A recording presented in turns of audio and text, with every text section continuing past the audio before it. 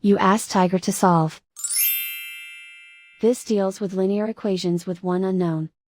The final result is c equals 2. Let's solve it step by step. Group all c terms on the left side of the equation. Subtract c from both sides. Group like terms. Simplify the arithmetic.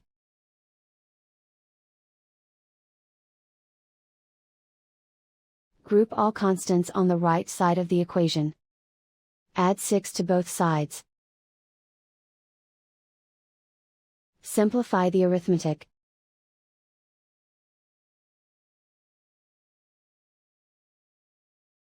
Isolate the c.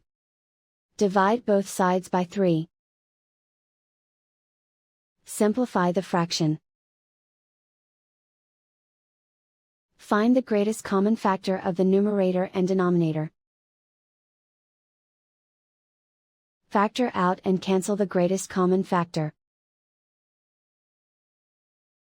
And so the final result is c equals 2.